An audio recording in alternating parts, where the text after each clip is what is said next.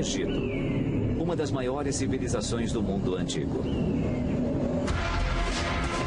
2 séculos de egiptologia, explorações e escavações desvendaram segredos incríveis e revelaram descobertas fabulosas. Agora, através de técnicas de última geração e de pesquisas mais recentes, essas descobertas estão sendo revistas e reexaminadas. Pela primeira vez, os melhores especialistas do mundo se uniram para apontar em definitivo as 10 maiores descobertas do Egito Antigo. O Egito na história. Cada uma dessas 10 grandes descobertas é um tesouro em si. Mas não é só isso. Elas são chaves de acesso para uma das civilizações mais extraordinárias que o mundo já conheceu. Essas descobertas são portas para o passado, que nos permitem saber como os antigos egípcios viviam, o que pensavam e o que faziam. Objetos encontrados décadas e até séculos atrás ainda representam um desafio. Eles devem ser decodificados. Como mensagens secretas transformaram esta simples tumba numa máquina de ressurreição. As próprias cenas e as palavras inscritas nas paredes das tumbas são como códigos de computador ou um manual de instruções. O que há por trás da onda de violência que profanou as tumbas mais belas do Egito? Sem dúvida era crime organizado. Grupos de homens organizados e bem estruturados. Por milhares de anos, os egípcios fizeram construções numa escala sem igual. Como eles o fizeram? Não se sabe, ao certo, como pessoas com ferramentas simples e muito suor conseguiram erguer um monumento tão impressionante. Durante 3.000 anos, sua cultura resistiu às muitas invasões, sobrevivendo a todos os seus rivais. Os egípcios tinham um senso de cultura tão forte, uma história tão longa, que na realidade mudaram mais seus invasores do que foram mudados por eles. Eles criaram uma superpotência que dominou durante mais tempo que qualquer outra da história. Agora, a ciência, a tecnologia e as pesquisas mais recentes irão revelar a vida e a mentalidade dos egípcios. O Dr. Zahi Hawass é o maior arqueólogo do Egito atualmente e é o guardião de todas as antiguidades egípcias. Trabalhando com uma equipe de cientistas renomados e percorrendo o país de uma ponta a outra, ele irá nos guiar através das maiores descobertas do Egito. Vamos levá-lo numa aventura da qual você jamais esquecerá. A primeira descoberta revela o equipamento engenhoso que levou o Egito a se tornar uma das maiores civilizações da antiguidade. Esta descoberta foi um milagre. Ela mostra o talento dos egípcios. E, surpreendentemente, esse avanço tecnológico está guardado em uma embarcação. Barco do faraó Khufu. Há mais de 4.500 anos, o faraó Khufu ordenou a construção da Grande Pirâmide. O que ele enterrou sob ela é tão impressionante quanto a própria pirâmide. O mais impressionante nesta descoberta é como os egípcios, 4.600 anos atrás, construíram este barco incrível. O barco de Khufu é o artefato mais extraordinário do mundo. Seu comprimento equivale a 13 andares de altura. Ele tem 1.200 peças e foi montado com pedacinhos de madeira e uma espécie de costura. O sítio em Gizé foi escavado muitas vezes. Mas essa descoberta ocorreu por acaso. A descoberta aconteceu totalmente por acidente. Muitas grandes descobertas sempre acontecem por sorte. Foi em 1952. O arqueólogo Kamal El-Malak estava supervisionando a limpeza de uma área ao lado da Grande Pirâmide. O lado sul da pirâmide estava completamente coberto de detritos e fragmentos de pedra, e eles começaram a limpar a área. Quando estavam limpando, eles encontraram placas de calcário enormes, cuidadosamente assentadas. Curioso, El-Malak fez um pequeno buraco numa delas. Quando aquele homem olhou ali dentro, ele me disse: senti o cheiro de história. Ele descobriu 41 blocos enormes de calcário que pesavam entre 17 e 20 toneladas. Eles cobriam um fosso profundo com mais de 30 metros de extensão. Mas foi o conteúdo do fosso que deixou os egiptólogos empolgados. Uma pilha enorme de madeira, cordas e remos revelou do que se tratava. Por que Khufu enterrou um barco no deserto ao lado da sua pirâmide? resposta nos mostra como os egípcios viam a morte e o que o faraó acreditava que fosse lhe acontecer. A pirâmide abrigaria seus restos mortais, mas sua alma partiria. Ela seria transformada. Khufu era soberano e Deus. Portanto, quando morreu, tornou-se um com o Deus Sol. Subindo ao céu, o faraó se uniria a Ra, o Deus Sol. Unificados, eles fariam a jornada diária do Sol, atravessando o céu. E segundo a crença egípcia, seriam levados num grande barco. Essa ideia fazia todo sentido para os egípcios, porque eles pensavam no trajeto de barco, não voando pelo céu, mas sim percorrendo os rios que cercavam todo o seu mundo. No raciocínio egípcio, o barco tinha uma finalidade clara e objetiva. Ele seria usado no pós-vida. Khufu era rei e Deus. E, portanto, ao morrer, além de passar a usar o barco para ir e vir visitando as pessoas, o mais importante é que ele e o Deus Sol seriam um só. O barco de Khufu foi feito para transportar seu mestre pelos céus. Ele tem um papel religioso vital, e isso é sinal de outra coisa. Do fato de que os barcos e a água estavam no coração da vida no Antigo Egito.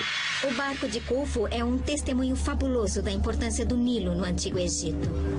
Barcos significam o Nilo, e o Nilo era o Egito.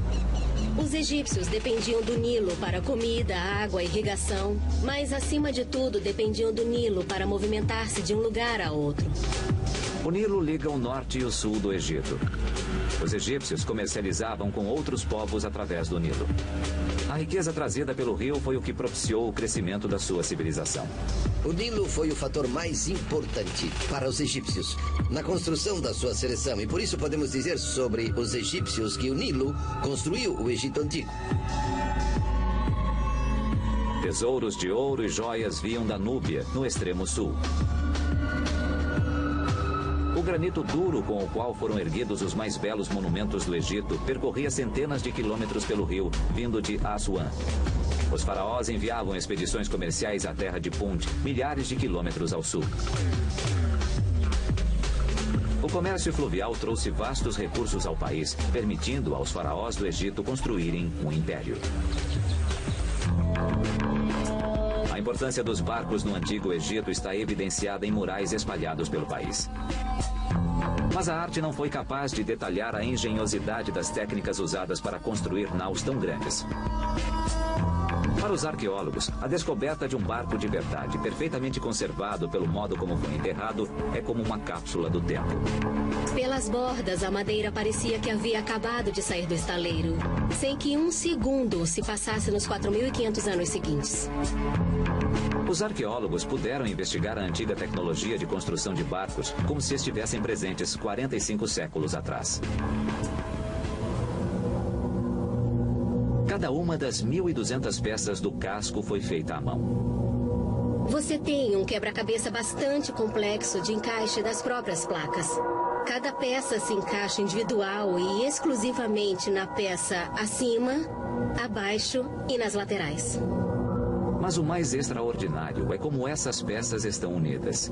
Os egípcios não usavam pregos ou coisa parecida na construção dos barcos. Sem parafusos, nem rebites ou cola. Este barco foi montado com fibra vegetal. Trata-se de uma forrageira chamada alpha grass, comum em todo o Egito.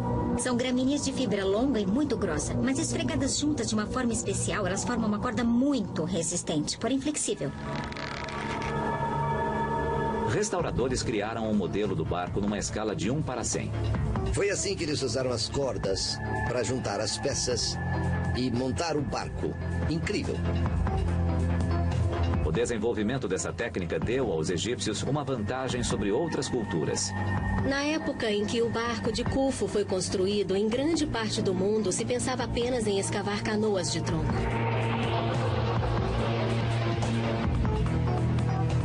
A tecnologia das placas de madeira costuradas permitiu aos egípcios construir embarcações muito maiores que das culturas rivais. Eles podiam transportar cargas maiores, viajar a distâncias mais longas e comercializar com todo o mundo conhecido. Os egípcios não remavam apenas no curso do Nilo. Eles também eram capazes de navegar pelo Mediterrâneo, de chegar aonde queriam ir.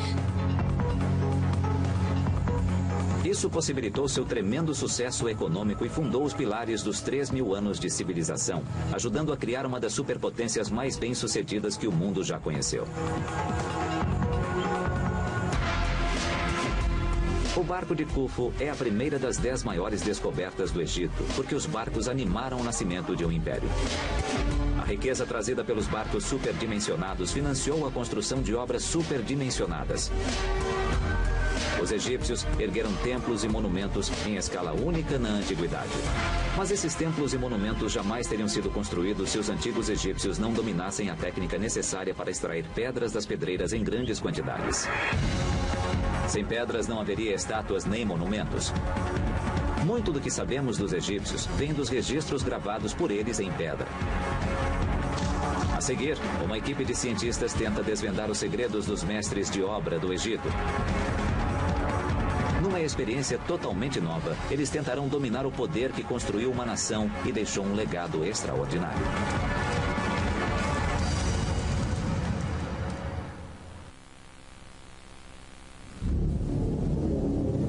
As maiores descobertas da egiptologia nos permitem vislumbrar uma grande civilização que perdurou por 3.000 anos. Seu legado inclui uma série de construções tão imensas e perfeitas que nos inspiram até hoje. Cientistas estão tentando descobrir como os egípcios conseguiam extrair blocos enormes de pedra das pedreiras, como o do obelisco inacabado, usando nada além de mão de obra. Eles o ergueram no local como prova para nos mostrar como os egípcios cortaram um obelisco. A pedreira do obelisco inacabado. O obelisco inacabado pesa mais de 1.000 toneladas.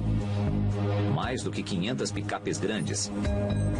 Ele está localizado na antiga pedreira de granito em Aswan, no Alto Egito. O obelisco nunca foi retirado da pedreira. Arqueólogos já tentaram entender por que, depois de tanto trabalho, ele foi abandonado. Se terminado, teria 10 andares de altura. Decorado com imagens e hieróglifos, ele teria sido um componente vital no conjunto de um templo. O obelisco era o símbolo de ligação entre o rei e o Deus Sol. Obeliscos são peças de uma precisa tecnologia espiritual.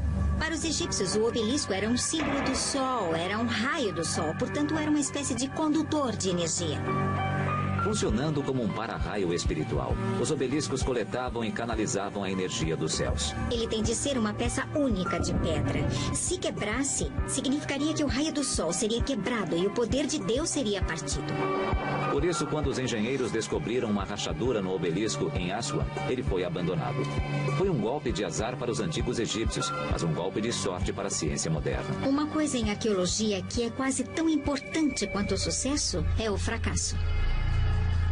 Indícios no próprio obelisco e ao seu redor revelam como os antigos trabalhadores das pedreiras extraíam pedras enormes. Com uma máquina fotográfica de 1.000 toneladas, ele oferece um instantâneo de um trabalho em realização 3.000 anos atrás. A partir de um experimento totalmente inédito com indícios do obelisco inacabado, os cientistas pretendem demonstrar como isso era possível. Começamos a descobrir coisas incríveis que enriqueceram nosso conhecimento sobre os obeliscos pela primeira vez. Adel Kelani passou a vida investigando antigas técnicas de extração em pedreiras. Este é um bom exemplo de rachaduras naturais nas camadas de granito. Localizá-las antes de iniciar o trabalho é muito importante. O granito tem falhas naturais onde a rocha já enfraqueceu. Identificando essas falhas, os antigos engenheiros podiam iniciar o processo de separar a pedra do leito de rocha. Ficava mais fácil cortar a pedra porque, embora fosse necessário quebrar alguns pedaços, contava-se com um plano de fraqueza para separar a pedra com maior facilidade. Numa segunda fase, os trabalhadores batiam com trituradores manuais de pedra para desgastar a pedra.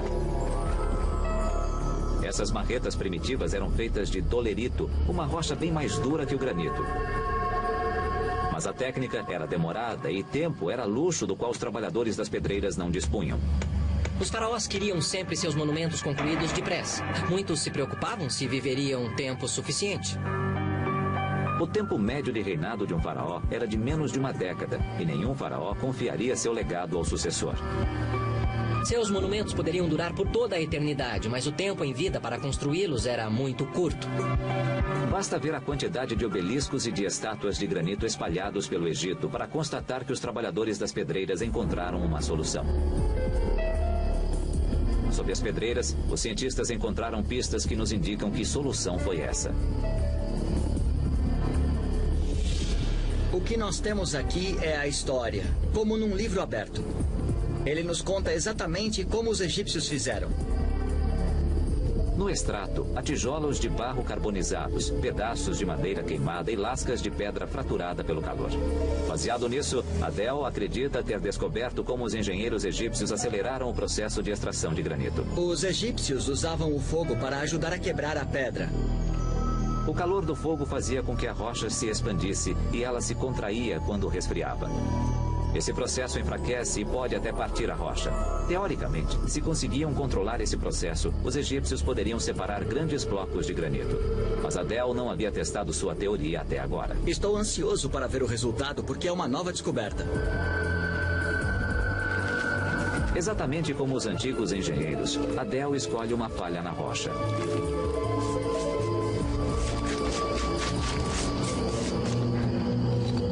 Tijolos de barro encontrados no sítio do obelisco inacabado sugerem que os antigos engenheiros construíam uma parede para conter e controlar o fogo.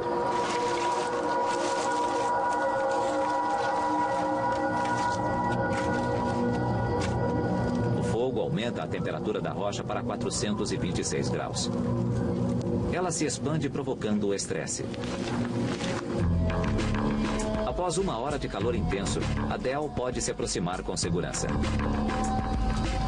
Em segundos, a água derruba a temperatura em 85%. A rocha rapidamente se contrai. Está quente, muito quente. Mas qual foi o efeito do calor? Adel agora pode testar se a rocha enfraquecida pelo fogo é mais fácil de quebrar do que uma outra fratura não aquecida.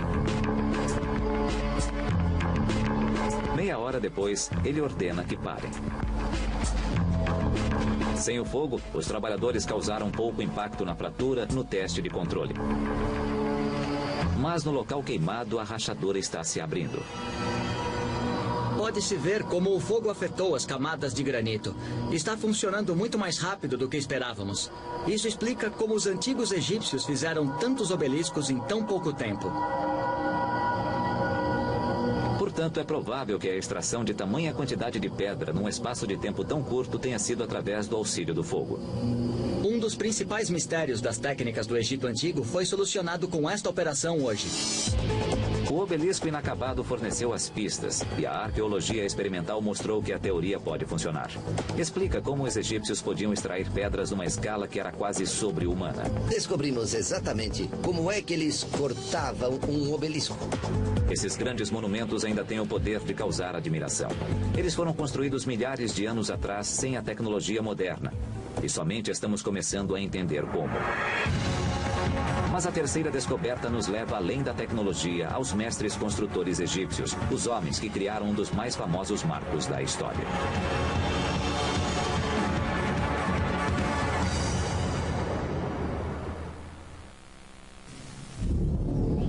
As maiores descobertas feitas no Egito revelam os segredos de uma civilização poderosa e dramática que durou 3.000 anos.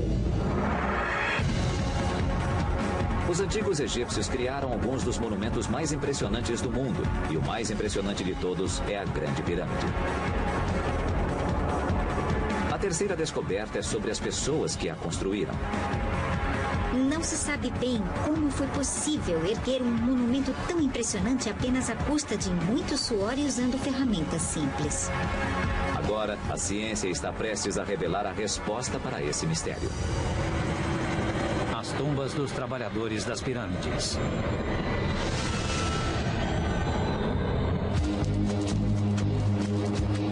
Até pouco tempo, a visão que se tinha do Egito era de faraós e nobres comandando gigantescos exércitos de escravos. Mas novas descobertas mudaram essa imagem.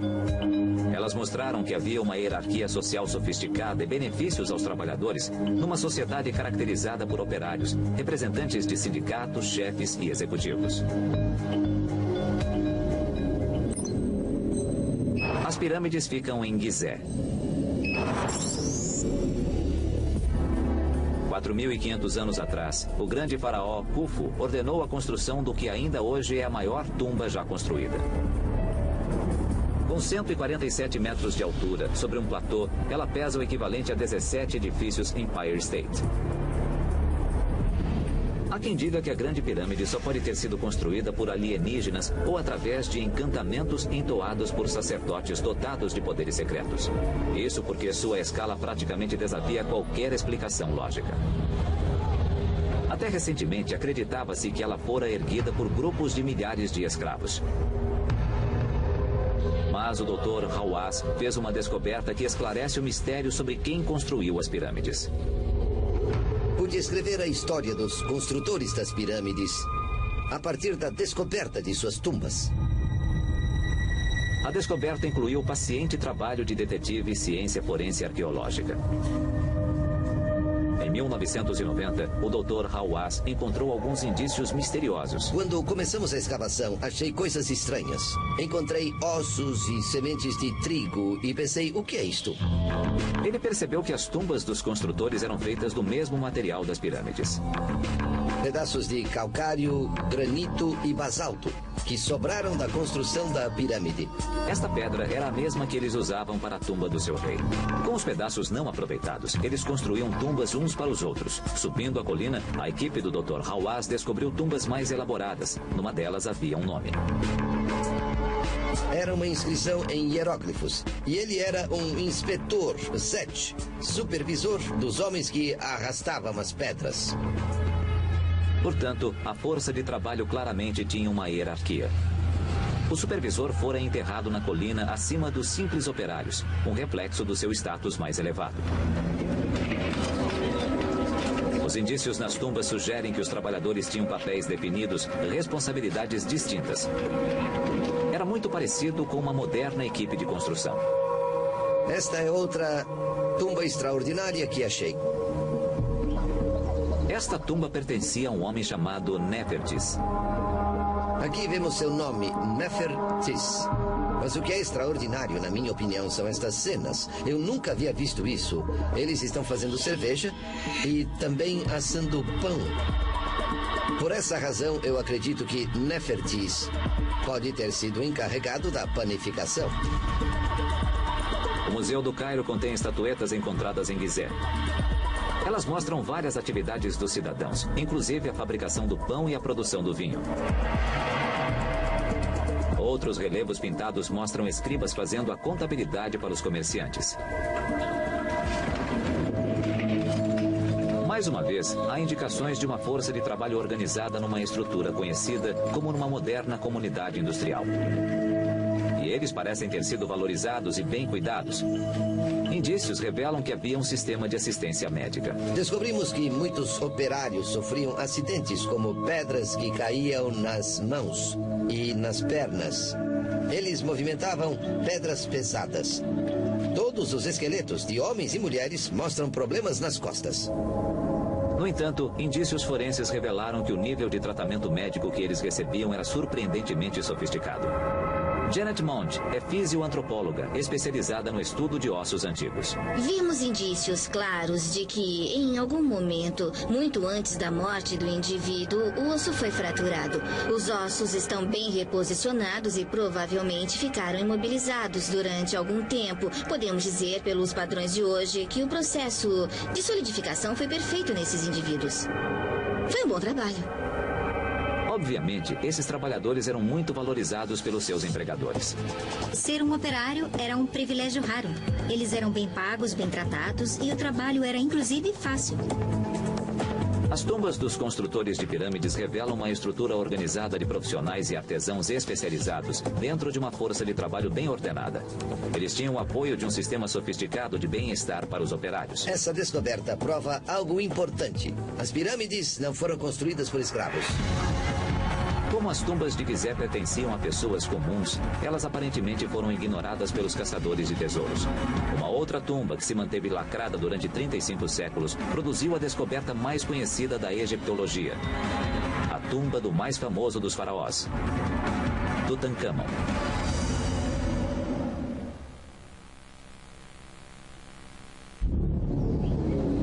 O Antigo Egito é uma das civilizações de maior duração ao longo da história. E foi governada pelos reis mais poderosos. Estas são estátuas de homens de verdade. Quem e como eles eram? Arqueólogos estão tentando descobrir a resposta na tumba do faraó Tutancâmon.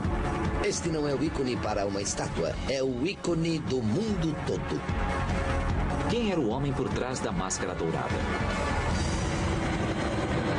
O tesouro de Tutancâmon. O Vale dos Reis, na margem oeste do Nilo. O Vale dos Reis abriga 63 tumbas. Mas a que pertence a Tutancâmon permaneceu escondida durante séculos. Em 1922, o grande explorador e egiptólogo Howard Carter partiu em sua busca. Howard Carter ficou por 5 anos, 5 temporadas, tentando encontrar a tumba. Até que certa manhã, quando os operários começaram a limpar os arredores, encontraram 15 degraus que levavam à entrada da tumba. A tumba estava a 10 metros de profundidade na rocha de calcário do vale. A entrada no fundo da galeria estava fechada. Carter fez um buraco. E naquela sala ele viu coisas maravilhosas. Além do corpo do faraó, a tumba guardava mais de 3.000 tesouros enterrados com ele. Desde então, a tumba vem atraindo egiptólogos interessados em examinar e analisar a múmia e seus tesouros. E agora os arqueólogos podem ir mais a fundo do que nunca. Eles podem ver o menino rei como ele nunca foi visto antes. Arqueólogos estão recorrendo à ciência médica moderna para estudar seu corpo de 3.500 anos. Com aparelhos de tomografia computadorizada, milhares de radiografias do corpo são agrupadas formando uma imagem tridimensional. A tomografia é uma maravilha para a arqueologia. Podemos realmente ver tudo. Podemos ver como este rei morreu, quando ele morreu. Podemos ver tudo isso.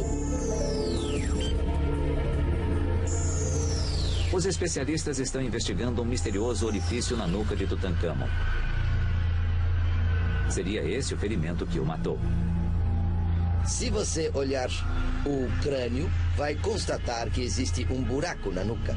É uma lesão grave nas vértebras superiores e até a base do crânio, no forame magno, onde eles se conectam.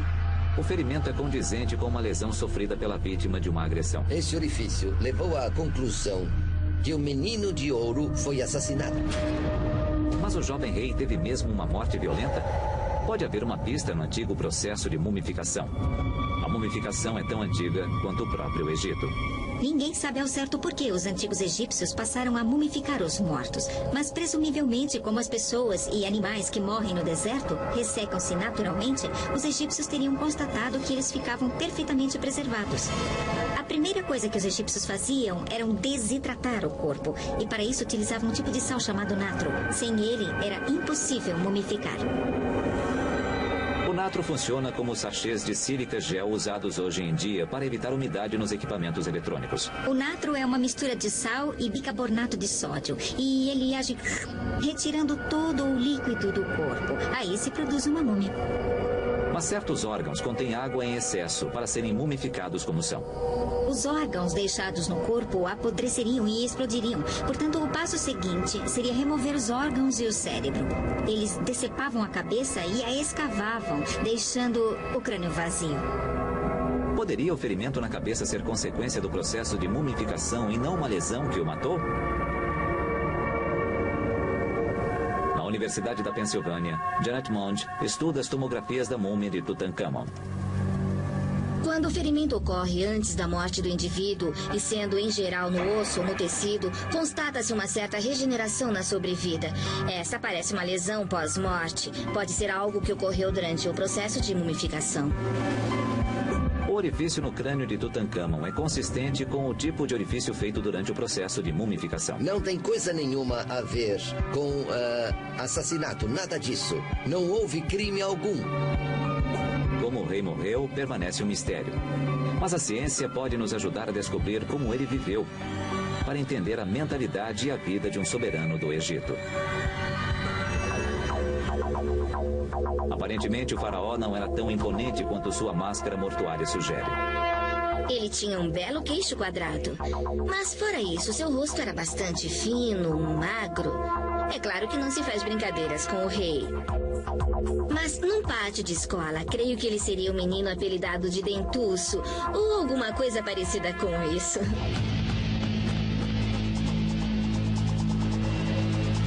As tomografias mostram que Tutancâmon tinha dentes salientes, contrariando sua famosa máscara. O tesouro com o qual o rei menino foi enterrado revela mais. A tumba de Tutancâmon produziu mais riquezas que todas as outras descobertas feitas no Egito juntas.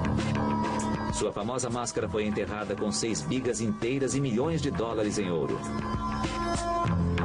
Mas o que torna a tumba extraordinária é que ela foi encontrada absolutamente intacta. Além de toda a fascinação pelo tesouro, por todo o ouro medido praticamente em centenas de quilos, temos um conjunto completo do sepultamento de um faraó do Egito. Os artefatos, até certo ponto, revelam a personalidade do faraó. Eles foram feitos no mesmo padrão que aqueles que ele teria usado em vida. Para nós é impressionante que eles tenham se empenhado tanto para criar algo como as pequenas tampas de jarros de alabastro, que são maravilhosas obras de arte, mas que não eram destinadas aos olhos do público, e sim para serem enterradas com o rei e não mais serem vistas. O tipo de artefato e o cuidado com o qual foram feitos nos dão uma ideia de como Tutancâmon viveu. Os egípcios acreditavam que a pós-vida se parecia muito com esta vida, só que melhor, e que se deveria levar tudo consigo. Os objetos que Tutancâmon queria em sua tumba e no pós-vida eram aqueles dos quais havia gostado em vida.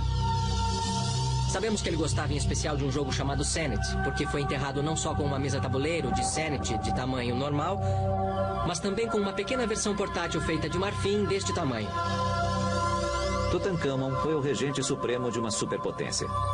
Estes artefatos nos lembram de sua infância e talvez nos deem uma ideia sobre sua personalidade. Se a descoberta de Carter mostrou ao mundo o faraó, a ciência moderna está nos revelando o homem. Novas investigações dos artefatos da tumba e da múmia de Tutancâmon provavelmente trarão à luz mais detalhes sobre o verdadeiro ser humano por trás da máscara. Mas no Egito Antigo, como hoje, a vasta maioria da população não era de reis e rainhas. Trabalhadores, homens e mulheres comuns formavam o coração de uma nação.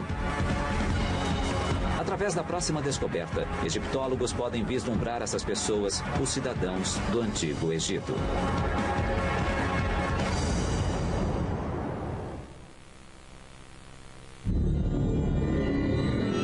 As grandes descobertas feitas no Egito revelam uma civilização extraordinária.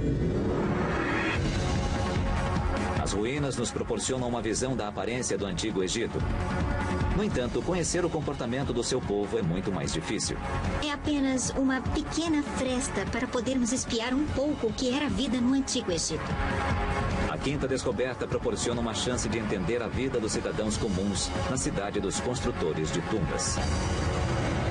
A cidade dos construtores de tumbas.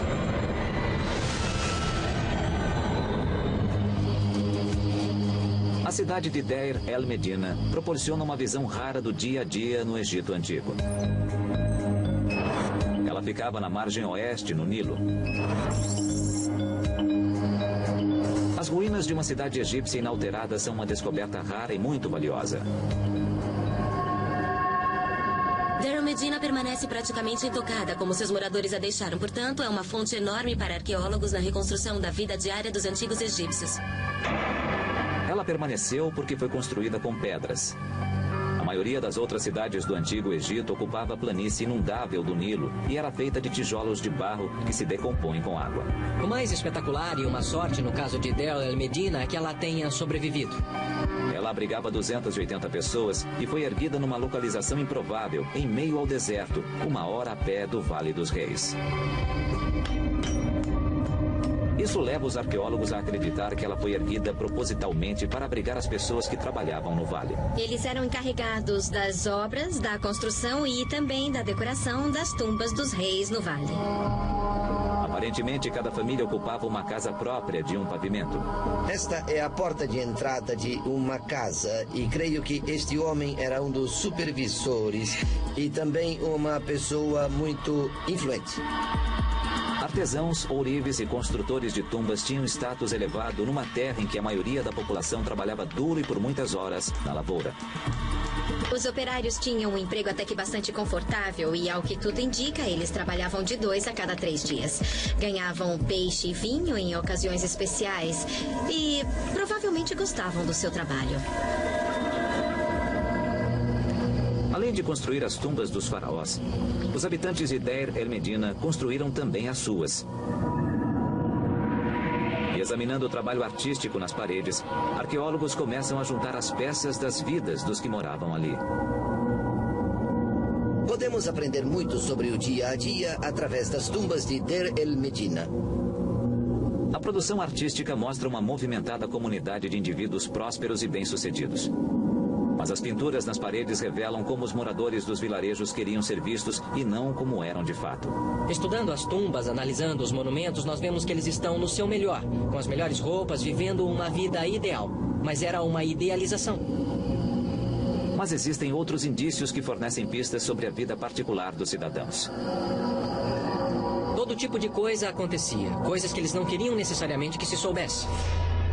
As pistas estão por toda parte. Os penhascos em volta da cidade eram de calcário, e qualquer pedaço que se soltasse numa placa como esta era uma superfície para escrita em potencial. E esse potencial foi plenamente explorado pelos moradores de Deir el-Medina. No Antigo Egito, isto equivaleria a um bloco de anotações. Podia-se, por exemplo, simplesmente se abaixar e apanhar uma pedra do chão e pronto. Material para escrever. As lascas, conhecidas como óstraco, eram usadas para documentar anotações oficiais e particulares também. O fato de que os óstracos eram usados para a troca de mensagens entre amigos fornece aos especialistas uma visão única do que antes era desconhecido nos registros arqueológicos. Podemos ver como eram os verdadeiros egípcios quando estavam à vontade. Os óstracos revelam como eles passavam seu tempo livre. Gostavam de beber e, obviamente, gostavam de fornicar e adoravam fofocar. Pelos óstracos, podemos reconstruir como era a vida 3.000 anos atrás.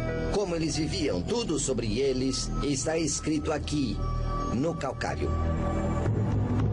Os indícios encontrados em Deir el-Medina revelam que seus moradores não levavam uma vida muito diferente da nossa. Esta descoberta nos revela pela primeira vez não as coisas sobre reis e rainhas que sempre sabemos, mas nos falam das pessoas comuns, da vida das pessoas comuns.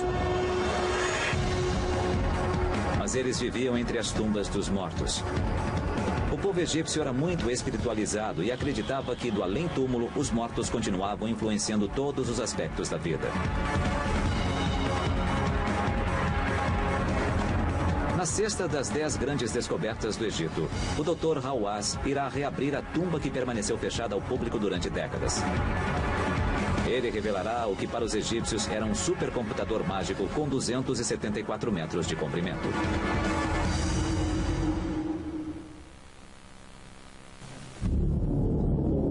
Reunidas, as 10 grandes descobertas revelam um panorama da vida no Antigo Egito. Mas é impossível entender a vida dos egípcios sem entender suas crenças sobre o pós-vida. A sexta descoberta, a tumba de Sete I, traz incríveis revelações. O que nós temos aqui é um guia de viagem, digamos, para o pós-vida. As investigações desvendam o código secreto que transforma um simples buraco no chão numa máquina de ressurreição. A tumba do faraó Sete I.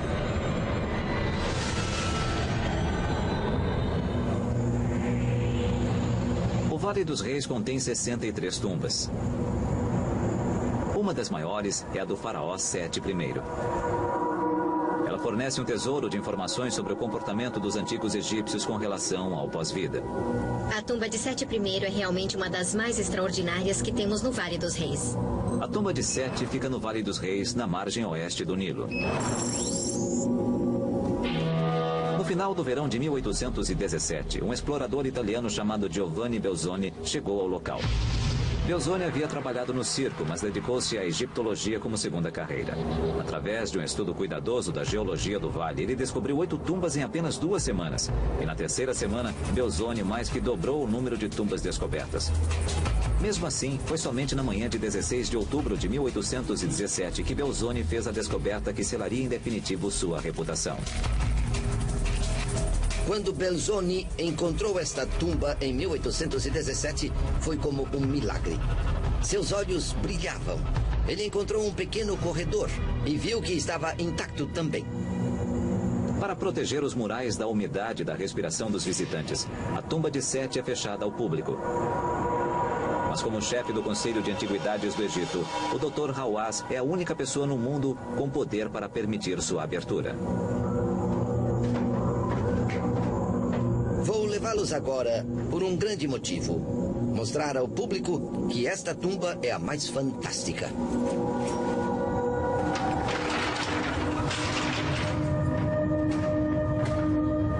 A entrada aprofunda-se no leito de rocha. A tumba foi escavada na rocha a uma profundidade de mais de 100 metros. Ela contém algumas das obras de arte mais espetaculares do Antigo Egito. Todas as superfícies são pintadas. O que tira o fôlego da gente é não só a beleza das formas, mas também as incríveis cores vivas que são usadas. Esta é uma das cenas mais belas, mostrando o relacionamento entre Sete I e a deusa Maat. É extraordinário, como em todas as cenas. Como podem ver, ela o está abraçando, mostrando que o apoia e o abençoa para que ele parta para o após-vida. Os arqueólogos estão analisando as obras de arte para entender melhor o que os egípcios acreditavam que aconteceria com o faraó após a morte. Esta é uma das poucas tumbas do Vale dos Reis que conta como a própria tumba endeusará o faraó. O embasamento para isso tudo está na crença dos egípcios de que Ra, o deus Sol, atravessava o céu trazendo vida à terra. Mas à noite, ele viajava ao submundo para lutar contra os demônios que ameaçavam a terra do Egito. Esse ciclo tinha importância vital para os antigos egípcios. Eles acreditavam que, se ele não se completasse, o sol não nasceria, o Nilo não correria e o mundo acabaria. A tarefa de Sete após a morte era juntar-se ao Deus nessa luta. O rei se juntaria ao ciclo solar durante as horas em que ele atravessa o submundo. E era de extrema importância que ele fizesse parte desse ciclo, porque essa era a sua função no além. Sete teria de garantir que o sol nasceria novamente após sua morte para cumprir seu dever e seu destino. As obras de arte que ele encomendou para sua tumba eram um encantamento para facilitar sua ressurreição. Encantamentos são como manuais de instrução ou software de computador. Eles funcionam, cumprem uma finalidade. Isto não era arte, era lógico, funcional. Como linhas de um código programadas numa máquina. A tumba é uma máquina de ressurreição. Ela funciona, ela cumpre um propósito. As cenas em si e as palavras inscritas nas paredes desta tumba são como um código de computador ou um manual de instruções. A arte codificada revela como os egípcios consideravam o misticismo e a magia. Era real. Se você acredita em magia, uma varinha mágica não é diferente de um martelo. Ela é uma ferramenta, tem uma função, serve a um propósito. Agora nós estamos onde a tumba termina. Aqui as imagens nas paredes representam o paraíso. O deus Osíris reina no paraíso. As pinturas mostram claramente Sete encontrando e se juntando ao deus. Como poderia Sete estar com Osíris no paraíso se exatamente no mesmo momento estava no submundo combatendo os demônios? Para os egípcios, fazer duas coisas ao mesmo tempo não era um problema. Os antigos egípcios eram espertos quanto ao pós-vida, acreditavam em múltiplas tarefas. A filosofia religiosa do Egito permitia que seus deuses e faraós estivessem em muitos lugares ao mesmo tempo. Mas temos que entender que o ponto de vista racional, o ponto de vista lógico, é uma criação da mente ocidental que veio da Grécia Antiga. Os antigos egípcios, em lugar de verem as coisas como contradições, encaravam-nas como dois lados da mesma moeda. A tumba de Sete é uma pista do quanto a visão de mundo do Antigo Egito era diferente da que temos hoje. Eles tinham muitas crenças que achamos estranhas, como faraós que se tornam deuses, almas que estão em dois lugares ao mesmo tempo e objetos e imagens que têm poderes mágicos reais e práticos. Eles veneravam seus deuses em templos que estão entre os maiores da história. A sétima descoberta revela que o Antigo Egito foi construído numa escala maior do que se imaginava e que suas conquistas mais impressionantes ainda podem estar enterradas.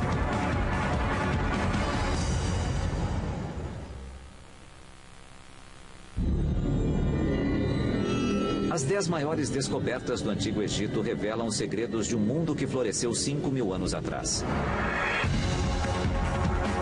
Mas algumas estimativas sugerem que 70% das ruínas egípcias ainda estão enterradas. O Egito é único entre as civilizações do mundo porque no país inteiro há templos e tumbas abaixo do solo. São monumentos como o Templo Perdido de Akhmin. O Templo Perdido de Akhmin.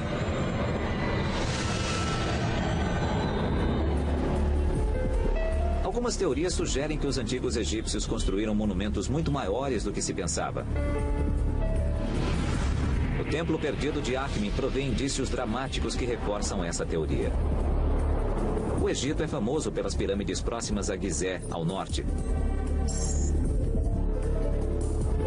Os vastos complexos dos templos de Luxor, no sul, também são muito procurados por visitantes. Mas novos indícios sugerem que os egípcios construíam em escala colossal por todo o país. O Egito Central é um território pouco conhecido dos turistas e mesmo para muitos egiptólogos. Esta pode ser mais uma grande atração turística do Egito no futuro. Poderia esta área pouco conhecida abrigar o maior templo já descoberto? Akhmin fica no Egito Central, 320 quilômetros ao sul do Cairo. Aqui existem indícios de um templo gigantesco, mas ele está enterrado sob a cidade moderna. É muito difícil para os arqueólogos trabalhar nos povoados egípcios, porque um bom lugar para se viver no passado ainda o é hoje, e há pessoas morando no local. Um dos problemas com Akhmin é que é uma cidade que cresceu no decurso de milênios e, portanto, o seu núcleo antigo foi absorvido pelo desenvolvimento urbano. Mas o desenvolvimento de uma cidade moderna também tem suas vantagens. O processo de escavar fundações pode revelar o passado. O desenvolvimento é uma faca de dois gumes, principalmente no Egito. Por exemplo, em Akhmin decidiram construir um posto de correio na década de 80, começaram a escavar e encontraram uma estátua magnífica. Em 1981, durante as escavações para as fundações de uma obra, operários encontraram a base de uma estátua enorme. A estátua era de Ramsés o Grande, um dos faraós mais poderosos do Egito.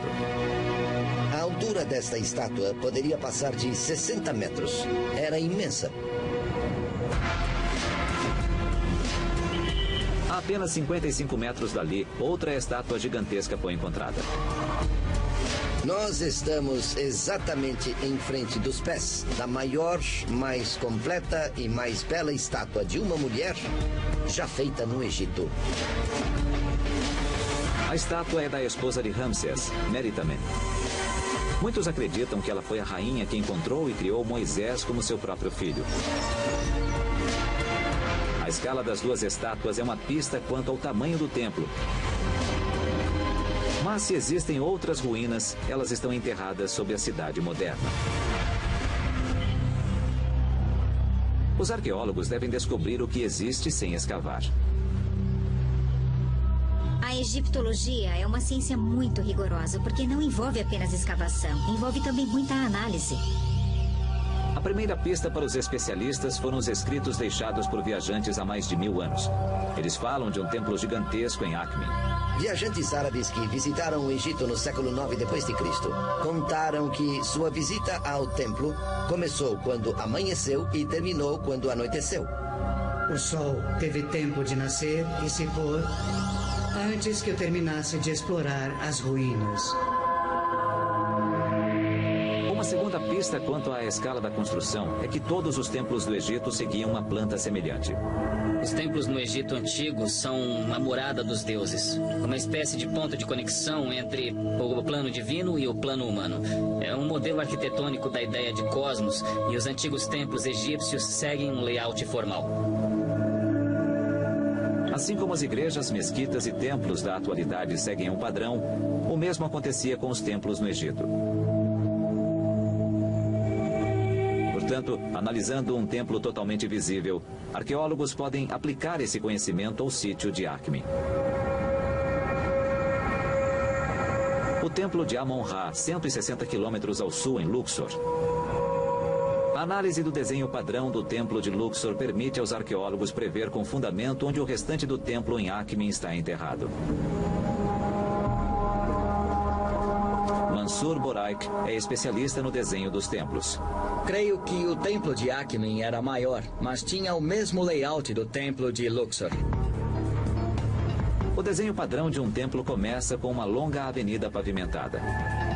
Ela leva a um grande portão ladeado por duas estátuas. E em Akhmin, é aqui que a estátua de Ramsés ficaria. Dentro há um pátio. É onde estaria a estátua da rainha Melitamen. Mas esse é apenas o começo. Há outros pátios que avançam 250 metros até o santuário interno. O desenho de Luxor pode ser aplicado ao templo em Akhmin. Eu tenho uma imagem do local aqui no computador. Combinando a localização das estátuas com a planta do templo de Luxor, o Dr. Wegner consegue estimar as verdadeiras dimensões do templo de Akhmin. Dá para ter uma ideia da dimensão pelo campo de futebol que está aqui no alto à direita, na imagem do Google Earth. Pode-se ver que a extensão provável desse templo no Novo Reino é de 4 a 5 vezes o comprimento do campo de futebol. Isso dá a percepção de um templo realmente enorme. Mesmo sem uma escavação complementar, essa análise permite aos arqueólogos afirmar que o templo em Akhmin foi construído em escala gigantesca. Este pode ser o início do templo e o santuário deve estar aqui, sob as casas. Novas escavações e desdobramentos serão necessários para que a extensão do templo seja revelada com exatidão. Na verdade, poderemos descobrir o templo inteiro. Mas uma coisa é certa: uma nova imagem do Egito está se desenhando. A de um país maior e mais desenvolvido do que se imaginava. Uma faixa contínua de construções ao longo de todo o Nilo. Não apenas os locais já famosos, no norte e no sul, mas também na região central. Indícios de uma civilização mais impressionante do que se poderia pensar. E o governante mais bem-sucedido dessa superpotência foi Ramsés, o Grande. Descobertas nas paredes de um dos templos mais impressionantes do Egito relatam o dilema que quase destruiu seu papel de faraó. A história é revelada na 8ª grande descoberta, o templo de Abu Simbel.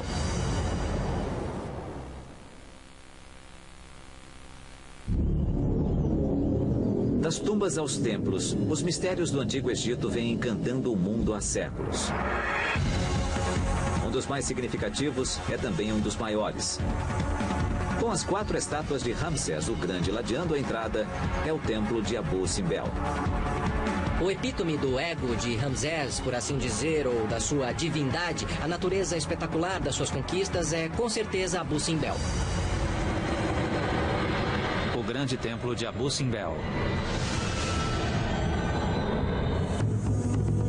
O templo de Abu Simbel é uma chave para o dilema enfrentado por todos os faraós.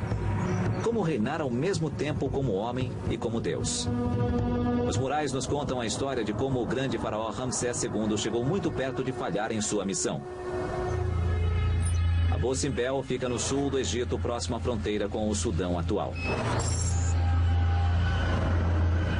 Há 4 estátuas gigantescas cortadas na rocha, e cada centímetro das paredes do templo está coberto com ilustrações dos triunfos do faraó.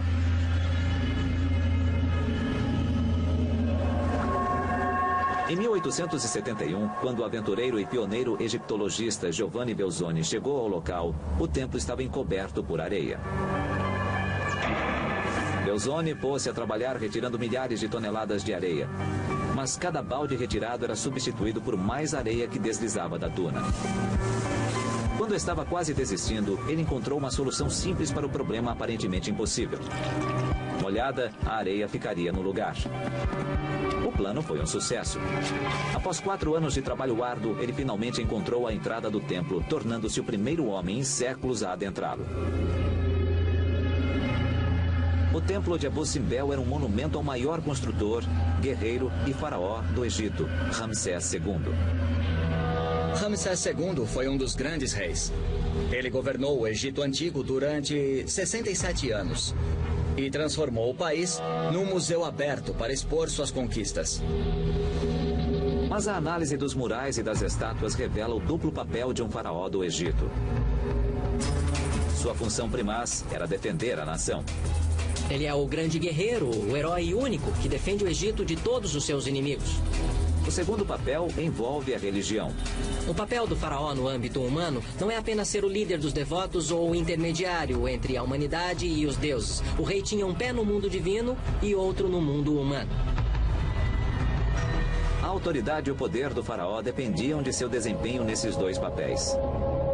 Mas Ramsés foi tão bem sucedido como rei guerreiro que ficou sem ter contra quem lutar, minando sua posição como governante. Os relevos do templo ilustram esse dilema. A história começa com uma batalha, a Batalha de Kadesh. Ramsés II lutou uma batalha importante, que foi a Batalha de Kadesh contra os hititas. Isso está escrito no templo.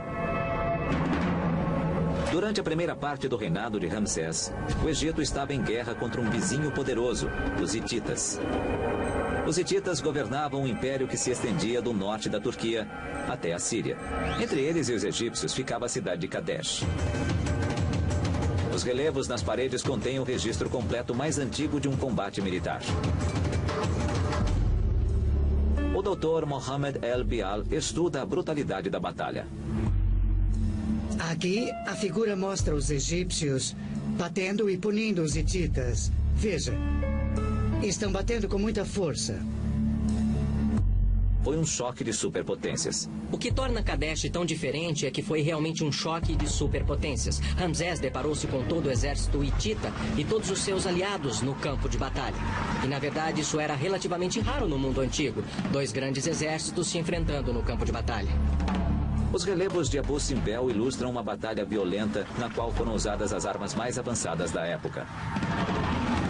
Tinham bigas pela primeira vez, tinham cavalos, e assim foi possível construírem um império. A biga egípcia era extremamente ágil, manobrava com rapidez. E podemos dizer que equivalia a um míssil atual. Era como o F-16 da antiguidade. Os combates com bigas incluíam corridas a 50 km por hora contra o inimigo, lançando o número máximo de flechas para forçá-lo a recuar. Ataques cerrados e violentos. Eles se aproximavam, disparavam as setas e, a seguir, numa manobra veloz, saíam de alcance até poderem atacar novamente. Ramsés afastou os hititas e defendeu seu país com sucesso. No 21º ano de seu reinado, ele assinou um tratado de paz com o Império Hitita. Sem batalhas para lutar, Ramsés não podia preencher a função de guerreiro como faraó. O que fazer quando não se tem mais inimigos? Ramsés estava diante de um problema político. Abu Simbel revela a solução que Ramsés encontrou. E ele resolveu isso partindo para o extremo oposto e enfatizando seu papel religioso. Como não podia mostrar que era um guerreiro porque não havia mais contra quem lutar, ele podia dizer: eu sou um deus vivo. Ramsés declarou sua divindade. A essa altura, Ramsés pôs ambos os pés no mundo divino e tornou-se um deus vivo 24 horas por dia. Os egípcios passaram a ser governados por um deus vivo. Abu Simbel tornou-se um templo não apenas para os deuses, mas para o próprio Ramsés como um deus. Ramsés II construiu o templo para si mesmo, como um deus, para ser adorado. Aqui, nós chegamos ao santuário, ao local mais sagrado, onde Ramsés II lançou um desafio e se colocou entre os outros deuses. Ele tem a sua estátua no santuário, com as outras estátuas dos 3 maiores deuses do Egito. Ele é um deles. É igual a eles. Foi um golpe político de Mestre. Foi a fachada perfeita da de Deus vivo para um homem já velho e frágil. E nada sabemos sobre suas faculdades mentais. Ele ainda conseguia enxergar, estava cego, simplesmente não sabemos. O templo de Abu Simbel revela os 2 aspectos mais importantes da função de um faraó: defender o Egito e comungar com os deuses. Revela como Ramsés resolveu o problema do sucesso total no primeiro aspecto, o de defensor, para tornar-se um deus vivo.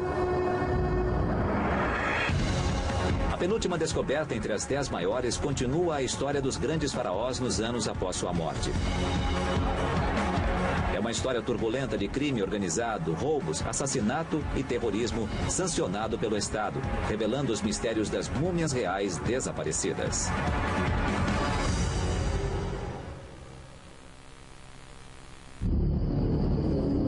As 10 grandes descobertas do Egito nos permitem saber sobre a vida no império que durou 3.000 anos. Muito do que sabemos sobre o Antigo Egito vem da abertura das tumbas dos faraós.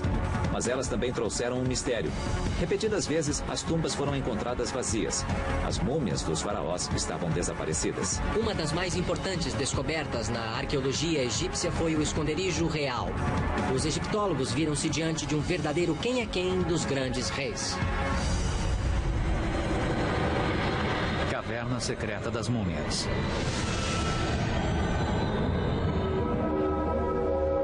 A descoberta do esconderijo das múmias reais desaparecidas dá uma visão do estado político egípcio no auge do seu poder.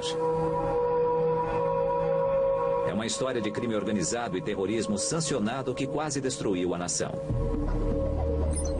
Os indícios estão localizados na margem oeste do Nilo. O Vale dos Reis contém 63 tumbas de alguns dos maiores faraós do Egito. Quase todas as tumbas foram encontradas vazias, sem os tesouros e as próprias múmias. Mas, a cerca de 5 quilômetros do Vale dos Reis, há um outro desfiladeiro. Nele não há tumbas e acreditava-se que ali também não havia segredos. Mas em 1980, um pastor estava procurando uma cabra perdida. Numa fenda a meio caminho, subindo um dos penhascos, ele encontrou a entrada de uma caverna. E quando ele entrou um corredor de uns 60 metros, escavado na rocha.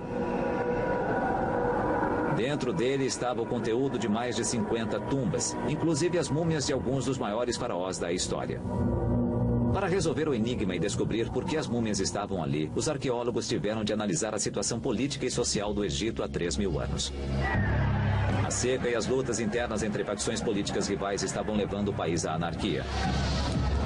Todos esses problemas, a questão ecológica, política, as invasões estrangeiras levaram ao colapso do sistema. Quando um sistema de governo complexo, que só conseguiria enfrentar uma ameaça por vez, vê-se diante de muitas delas ao mesmo tempo, esse sistema não aguenta e tudo começa a desmoronar. A sociedade começou a ruir. A população viu-se diante da fome e da miséria. A necessidade de ouro levou as pessoas aos lugares onde sabiam que ele seria encontrado, as tumbas dos faraós. À noite, as pessoas entravam e ficavam procurando pelas múmias. Elas invadiam as tumbas e quebravam tudo. Esses atos de sacrilégio nasceram do desespero. Uma vez que o limite entre a civilidade e o caos é cruzado, nada, nem a crença nos deuses, nem o temor do sacrilégio e da condenação eterna irá evitar o roubo das tumbas e a violação dos templos. Mas não foram atos praticados por criminosos esporádicos. Sem dúvida era crime organizado. Grupos de homens organizados e bem estruturados, inclusive com uma espécie de hierarquia interna. O roubo das tumbas tornou-se uma atividade econômica, de fato. Isso criou um dos primeiros exemplos de crime organizado da história. Literalmente todos entraram no negócio de roubar tumbas. Todos estavam envolvidos, desde os mais altos escalões do governo, que não participavam diretamente dos roubos, mas faziam vista grossa e recebiam sua parte. Mas havia alguns sacerdotes do templo de Luxor que ainda se consideravam guardiões da religião egípcia, dos templos e das tumbas dos faraós. E eles resolveram salvar e esconder as múmias. Eles queriam proteger os reis. Levaram todas as múmias e as enterraram aqui. Longe de todos. E nunca revelaram esse segredo. O fato de os sacerdotes salvarem as múmias permitiu aos cientistas estudar os restos mortais de alguns dos governantes mais poderosos da antiguidade. Fechando os olhos e recuando milhares de anos no tempo, podemos imaginar este rei vivo. Após sua descoberta, as múmias foram levadas para o Museu Egípcio no Cairo, onde estão guardadas em condições estéreis. Entrando nesta sala, cheia de cadáveres, podemos reagir sentindo medo, rindo, chorando, sorrindo.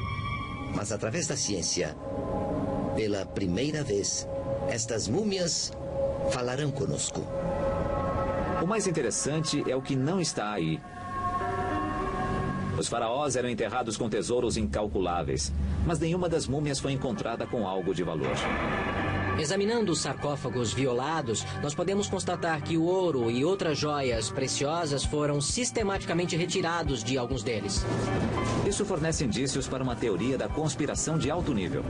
Se alguém está roubando uma tumba no meio da noite com medo de ser morto ou atingido pelos deuses, vai fazer isso às pressas, com medo, e vai agarrar tudo aquilo que puder e fugir.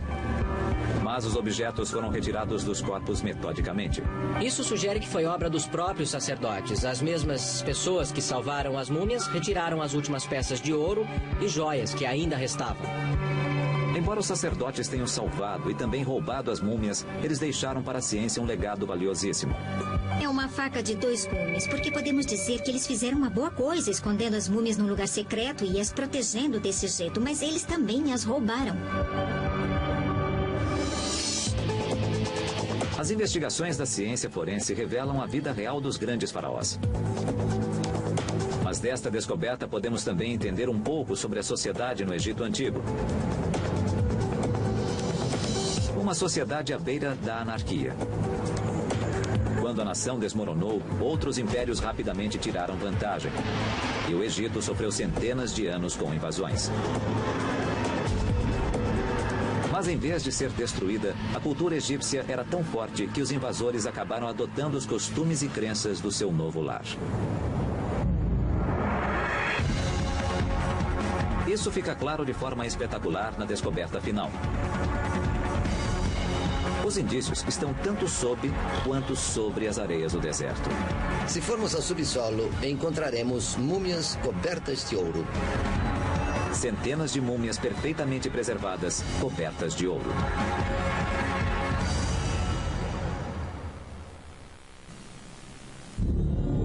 Há séculos, a antiga civilização egípcia vem cativando a imaginação dos cientistas, arqueólogos e aventureiros.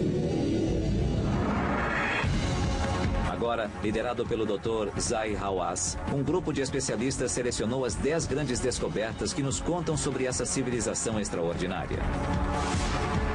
Mesmo no seu declínio final, a antiga cultura egípcia criou algo que milhares de anos depois inspiraria a admiração. Um campo de múmias ainda intocado.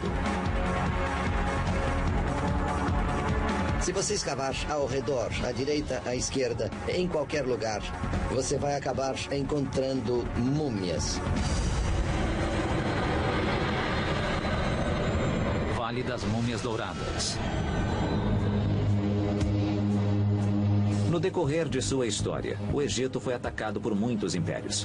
Os indícios mostram que a cultura egípcia teve força para resistir e perdurar. A cultura egípcia, a sociedade egípcia, as crenças religiosas egípcias conquistaram os conquistadores. Oásis de Bahariya no deserto ocidental. A primeira pista de que esta área é incomum está na própria areia. Ossos e crânios estão espalhados pelo vale. Os restos de esqueletos são de cadáveres enterrados. Eles foram escavados por animais selvagens, um sinal dos segredos que se escondem sob a areia. A descoberta não foi feita por um aventureiro ou arqueólogo. Inclusive, o descobridor não podia sequer falar. A descoberta aconteceu por acidente. Em 1994, um asno se perdeu no deserto. Quando o dono foi procurar o animal, encontrou-o empacado, olhando para um buraco no chão. Ele olhou dentro do buraco e viu as múmias. Eu vim para cá e começamos a escavação. Foi como um sonho. A descoberta de tantas múmias intocadas é uma dádiva incalculável para a ciência moderna. Nos primórdios da arqueologia egípcia, muitos cemitérios foram escavados pelos primeiros arqueólogos, mas os corpos, os ossos e as múmias foram descartados, ficaram dispersos. Os primeiros exploradores muitas vezes descartavam as múmias na sua busca por tesouros. As múmias se perderam de uma forma que choca os arqueólogos modernos. Foram usadas até como combustível para cozinhar. As múmias encontradas em Bahariya oferecem um recurso raro, não contaminado e preservado. Temos toda uma população, geração após geração, no mesmo lugar. 2000 anos atrás, o Egito foi invadido pelos romanos que se espalharam pelo país. As múmias enterradas no vale são desses romanos. Elas datam de 300 a.C. O Egito era visado porque era um dos países mais ricos do Mediterrâneo. Ele tinha todo o ouro da África, tinha cereais, tinha todos os recursos do faraó. Seria uma joia da coroa de qualquer império. Os povoados foram destruídos com o tempo. Mas o estudo das múmias revela que nada conseguia destruir a cultura egípcia. Os egípcios tinham um senso de cultura tão forte, uma história tão longa, que na realidade mais mudaram seus invasores do que foram mudados por eles. Estas são múmias de romanos, mas eles foram enterrados conforme a cultura egípcia. A mumificação começou em 3000 a.C. e continuou no decorrer de toda a história do Egito até o período romano. Antes de chegarem ao Egito, os romanos embrulhavam seus cadáveres em faixas de linho. A maioria das primeiras múmias traz o rosto completamente coberto. Mas os egípcios produziam sarcófagos e máscaras mortuárias com rostos. Aqui temos uma máscara com rosto, e todas as outras múmias têm máscaras. As máscaras revelam a mudança do estilo romano para o egípcio, à medida que os invasores se naturalizavam. Nós podemos ver a unificação cultural, a fusão acontecendo bem diante dos nossos olhos, geração após geração. Mas as múmias têm um outro segredo. Para investigá-lo, algumas foram removidas para instalações onde foram limpas e restauradas. Aqui, em caixas seladas, as máscaras revelam ainda mais sobre a cultura egípcia. As múmias estão cobertas de ouro. Os antigos egípcios adoravam ouro. Obviamente, era um dos materiais mais caros da antiguidade, mas o mais importante é que os egípcios acreditavam que o corpo dos deuses era feito de ouro. Isso nos dá uma ideia das crenças dos antigos egípcios sobre a reencarnação e o pós-vida. Com a morte, o ser se transforma de mortal em divino. E é por isso que eles estão cobertos de ouro, às vezes no rosto, outras vezes até no sarcófago. Isto é uma indicação da transformação do estado mortal em divino. As múmias são indícios de que os romanos adotaram o uso do ouro em suas crenças religiosas. No entanto, o desenho dos rostos reflete a influência romana dos novos colonizadores.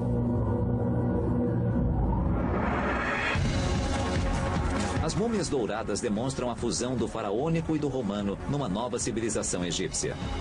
Alguma coisa para agradar os romanos e alguma coisa para agradar os egípcios.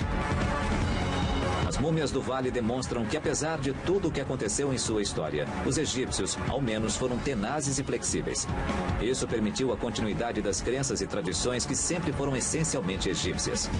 O senso de identidade deu a eles uma espécie de estabilidade para descartar um império e acolher o que viesse a seguir. Agora que revelamos as 10 descobertas mais importantes do Egito, podemos reuni-las. Iremos montar um quadro do mundo dos antigos egípcios, mundo esse que continua supremo e cativante até o presente.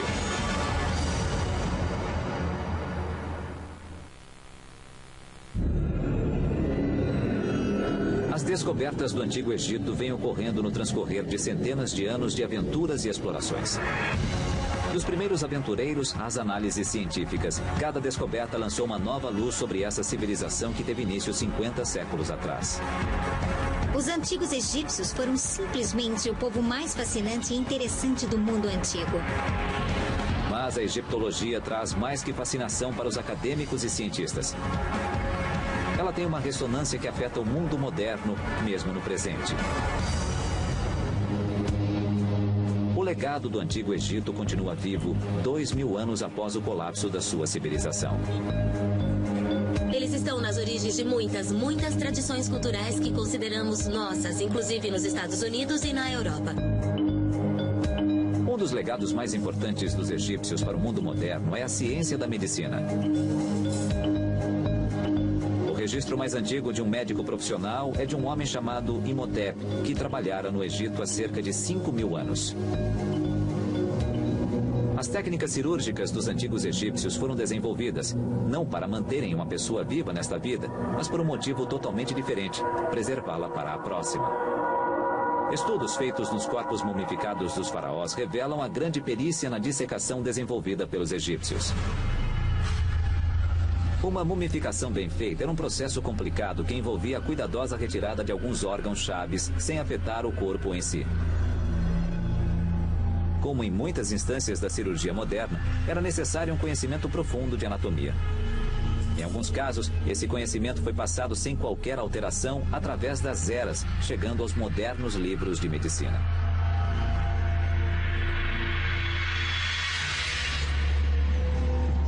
E a medicina não está sozinha no seu débito para com os antigos egípcios.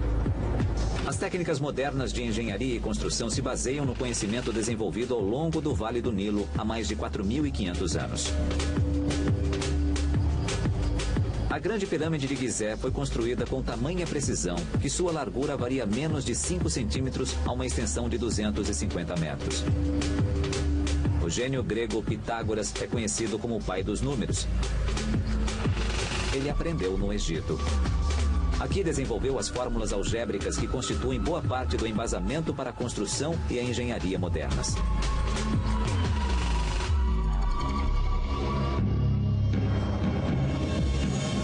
Quanto mais os cientistas estudam o mundo dos antigos egípcios, mais revelam o quanto devemos a essa civilização. A busca por novas descobertas continua a cada dia. Depende das novas gerações tentar descobrir se há algo a mais desse tipo ainda a ser descoberto, mas é uma maneira empolgante de se fazer essa busca. Uma nova área de investigação está localizada no Vale dos Reis. Da tumba de Sete I aos tesouros de Tutancâmon, o vale produziu muitas das descobertas mais importantes sobre o Antigo Egito. Mas ele ainda pode conter outros segredos. Isso foi confirmado com a descoberta de uma nova tumba em 2006, chamada KV-63. Muitos cientistas acreditam na existência de outras tumbas a descobrir no vale. Creio que nem todos os túmulos dos faraós foram encontrados. As oportunidades ainda estão lá. Os textos registram um número muito maior de faraós do que o número de tumbas encontradas. E isso é o mais estimulante, porque é uma validação da teoria. Novas análises científicas vêm revelando maneiras de iniciar a busca por novas tumbas. Os arqueólogos sugerem que os antigos egípcios sondavam a fraqueza natural das fraturas na rocha para facilitar a escavação de novas tumbas. Portanto, encontrando a zona de concentração de fraturas e extrapolando a tendência, o construtor de tumbas a acompanharia com muita sorte por todo o caminho, quase em linha reta. Richard Parizek está sondando essas fraturas no Vale dos Reis. Esta é uma zona de concentração de fraturas e podemos constatar que o padrão das fraturas é bastante evidente. Se os engenheiros da antiguidade escavavam ao longo das fraturas milhares de anos atrás, então as fraturas são bons lugares para se procurar por uma nova tumba hoje. É uma orientação para a busca. Pode-se dizer que ao sair procurando, inclua isto como parte da sua técnica. Só o tempo dirá se esse enfoque irá produzir uma descoberta tão extraordinária quanto a múmia do rei Tutancâmon. Mas numa coisa os arqueólogos concordam: há mais descobertas a serem feitas. As futuras gerações terão uma ideia diferente das 10 maiores descobertas e sua importância, graças aos métodos científicos que continuam evoluindo na arqueologia. Conforme os cientistas seguirem os passos de pioneiros como Carter e Belzoni, novas descobertas continuarão existindo. Nunca se sabe que segredos se escondem sob as areias do Egito. Estes segredos revelam não apenas os mistérios de um império extraordinário, mas também o poderoso legado que 3.000 anos de civilização deixaram para o mundo moderno. E enquanto o mundo moderno continua a se maravilhar com as maiores descobertas da atualidade, as descobertas futuras prometem render mais admiração, mais conhecimento e uma visão mais aprofundada com respeito a uma das principais civilizações da história: a duradoura civilização dos antigos egípcios.